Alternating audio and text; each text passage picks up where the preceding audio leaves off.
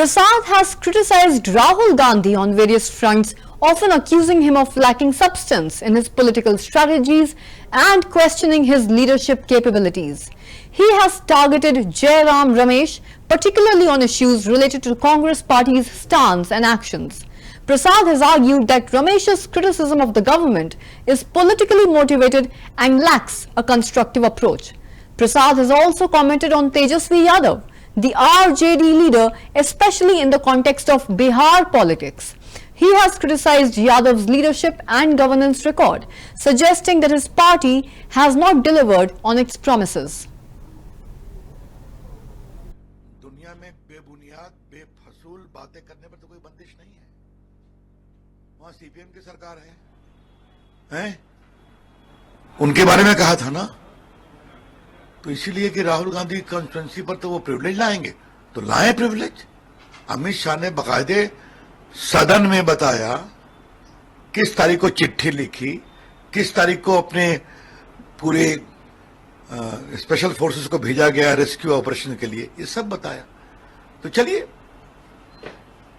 दरबारी गायक को दरबारी गाने दीजिए, ठीक है न, उससे कोई परेशानी है।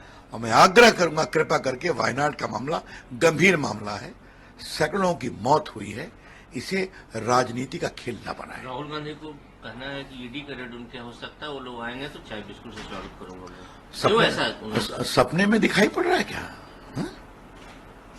क्या मतलब है?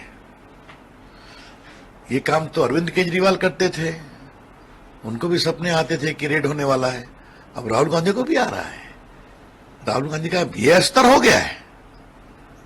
हाँ, हुआ नेशनल हेराल्ड केस में तो बकायदे उनसे पूछताछ हुई, जरूरत पड़ेगी बुलाया जाएगा।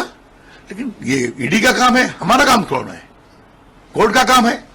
लेकिन ये क्या है कि इनको सपने में दिखाई पड़ता है, और भी रात के 2 बजे ट्वीट करते हैं, वो भी वायनाड से करते हैं। ये तो अपने आप पे मैं क्या बताऊं। राहुल गांधी अब विपक्ष के नेता हैं, उसका स्तर मेंटेन करिए। ऑन द रिकॉर्ड उन्होंने बोला है कि देश में डर का माहौल है। अरे ये तो बहुत दिन से बोल रहे हैं, छोड़ दीजिए ना। सदन में बोलते हैं, जवाब सुनते नहीं हैं, सबकी जाति पूछते हैं, कभी उनकी जाति पूछ भी ली गई तो रिएक्ट कर जाते हैं। ऐसे कैसे चलेगा भाई? कभी कभार तो राहुल गांधी दूसरे को डराते हैं, कभी थोड़ा सवाल भी सुनना सीखें। आपके सवाल तेजस्वी कह रहे हैं कि आप लोग आरक्षण विरोधी है, बहुत बड़ा आरोप उन्होंने लगाया। बिल्कुल बेबुनियाद आरोप है, हमेशा यही बकबक करते हैं, हार गए, अब ये झूठ बोलना बंद करें। आरक्षण स्थायी है, रहेगा, हमेशा रहेगा। दुनिया में बेबुनियाद बेफसूल बातें करने पर तो कोई बंदिश नहीं है। वहां सीपीएम की सरकार है? उनके बारे में कहा था ना, तो इसीलिए कि राहुल गांधी कॉन्स्टिट्यूंसी पर तो वो प्रिविलेज लाएंगे, तो लाए प्रिविलेज। अमित शाह ने बकायदे सदन में बताया किस तारीख को चिट्ठी लिखी, किस तारीख को अपने पूरे स्पेशल फोर्सेस को भेजा गया रेस्क्यू ऑपरेशन के लिए, ये सब बताया। तो चलिए,